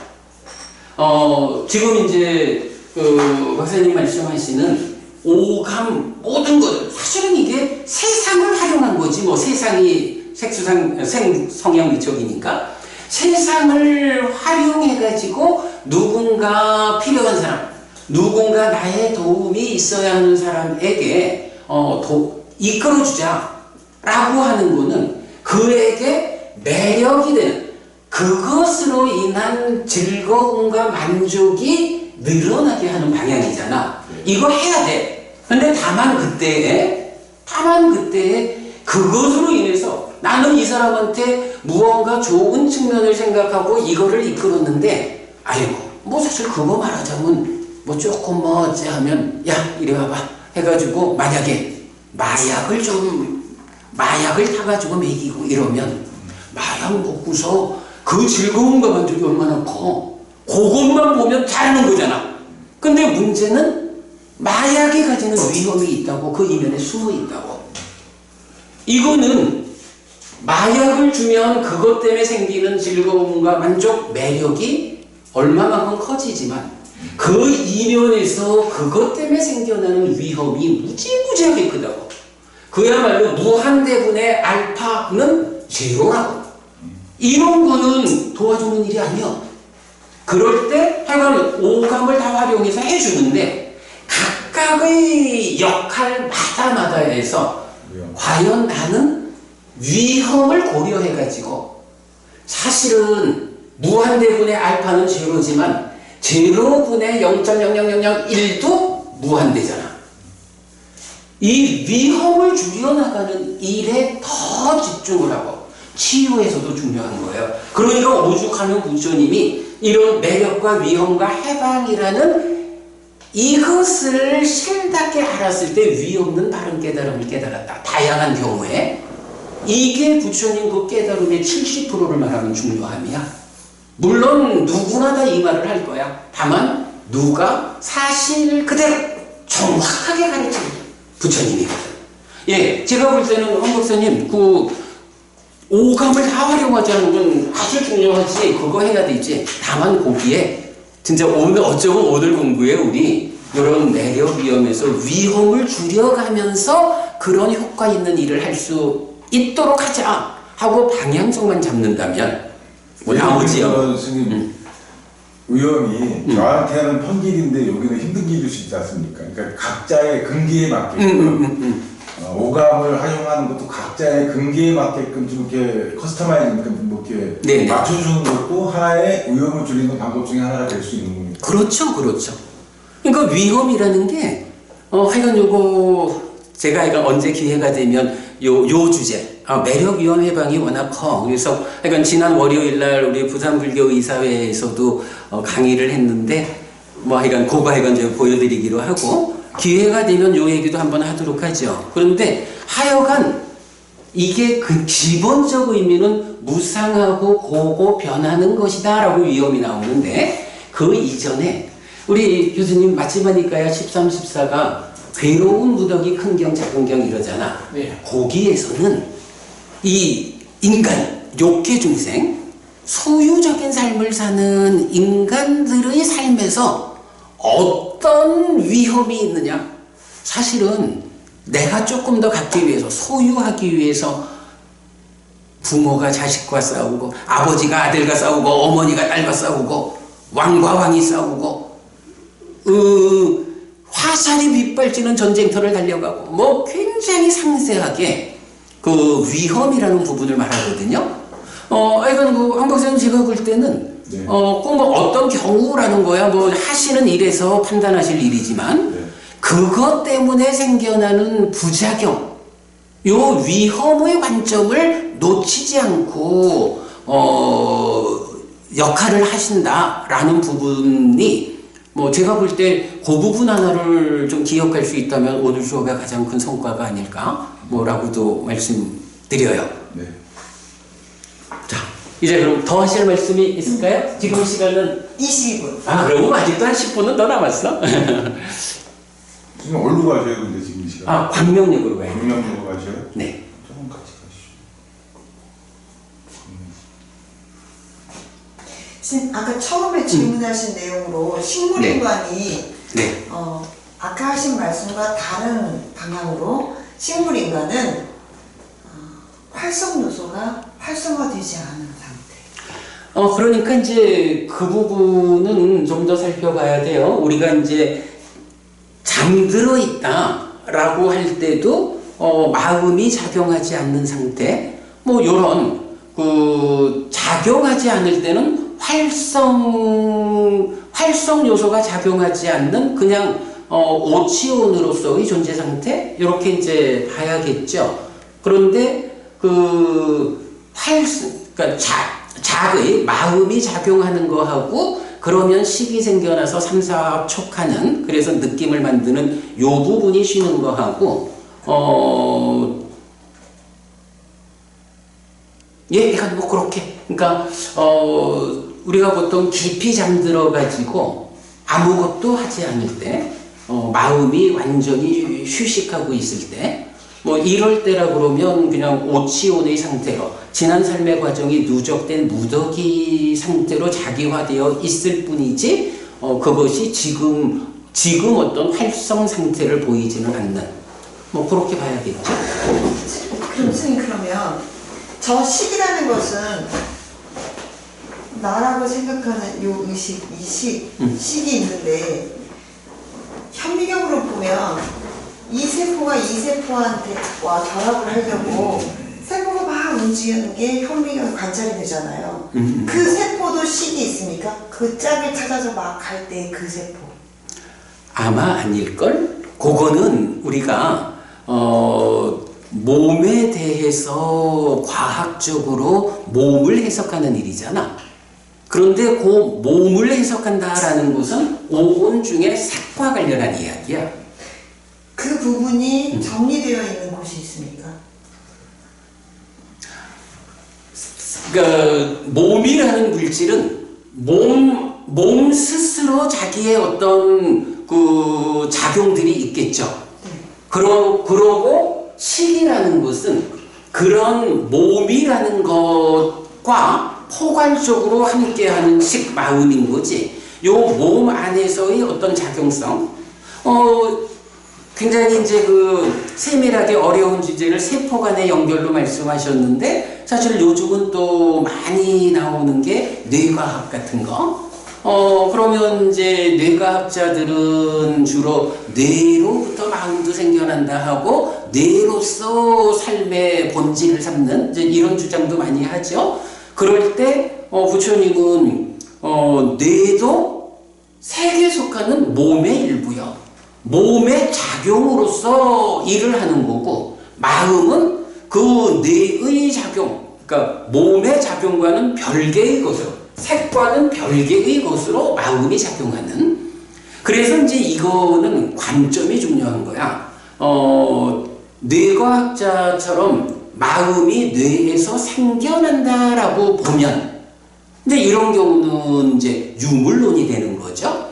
그런데 부처님은 몸과 마음의 관계를 이렇게 몸에서 생겨나는 마음이라고 유물론적으로 해석하지 않는 거예요. 우리가 이제 육계라고 해서 지수화풍 공식 이럴 때, 물질이라는 색과는 독립된 것으로의 식을 말하거든. 이렇게 몸을 포괄한 몸의 역할하고, 그것과 별개로 독립되어 있는 종속되지 않은 것인 식하고, 요게 구분되어서 몸의 역할이 있고 식의 역할이 있는 거야.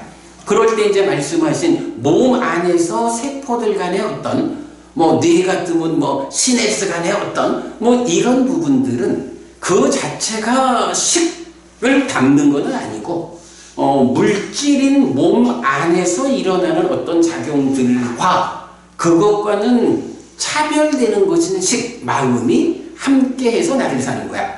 그러면 식은 이제 나중에 보면 왜 식이라고 하느냐?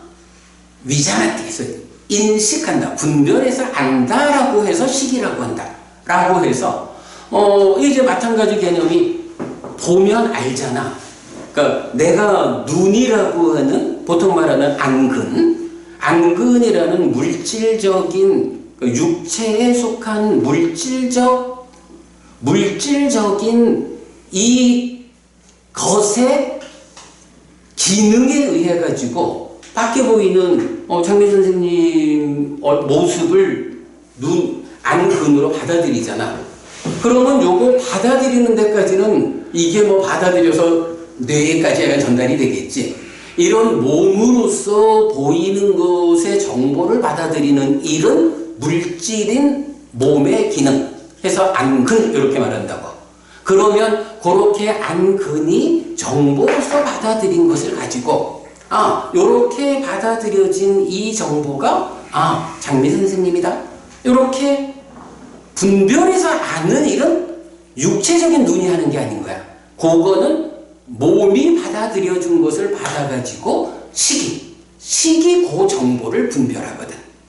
그래서 이제 안식과 안근이 함께해서 인식주관인 내가 된다. 요렇게 이제 해석을 하는 거거든요.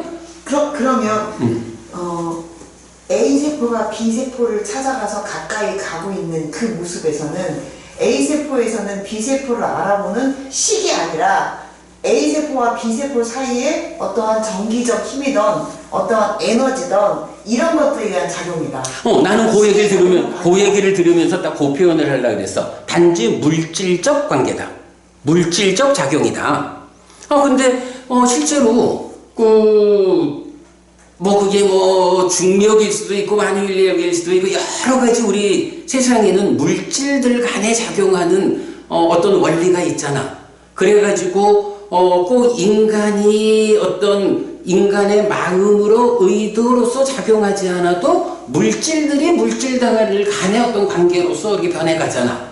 뭐 그런 거는 그냥 물질. 아까 말했던 꿰뚫은경에서 말하는 세상에 다채로운 것들은 그냥 그대로 있을 뿐이야.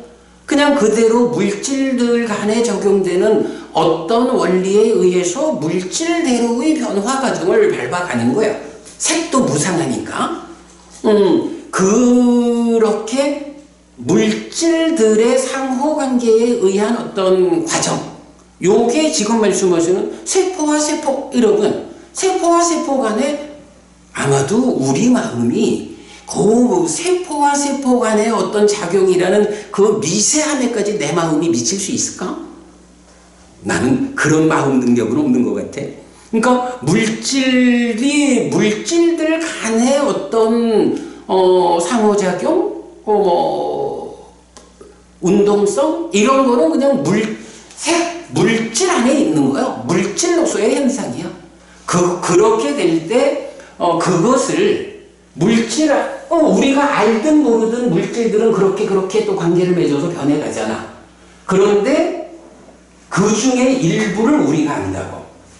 우리는 그 중에 아주 일부를 지금 보니까 세포 대 세포는 안 보이지만 컵 두 개가 붙어있는데 요런 건 우리가 알잖아. 우리가 요렇게 눈에 빛을 매개로 눈으로 받아들여진 정보를 요쪽에 내 마음을 자의라는 그러니까 내 마음을 여기에 갖다 놓고는 두 개의 컵이 붙어있네 요렇게 분별해야 알잖아. 요건 시계작용인 거야. 그래서 뭐 뇌과학도 그렇고 지금 말씀하신 의학적인 정보도 그렇고 물질들 간에 이루어지는 것까지를 식과 연결해서는 안 맞는 것 같아. 네, 그렇게 보죠. 어떻게 뭐 여러분 더 하실 말씀? 이제 가시죠. 네, 이제 그냥 마무리할까요? 네. 그래, 다들 수고하셨습니다. 자, 감사합니다. 오늘 만나서 반갑고요. 뭐 다음 달에 또 다음 달대로의 어떤 주제를 가지고 우리가 또 이렇게 말씀 나눌 텐데 뭐 형편되시는 분들도 함께 하셔서 공부하도록 하겠습니다. 오늘 수고하셨습니다. 고맙습니다. 감사합니다.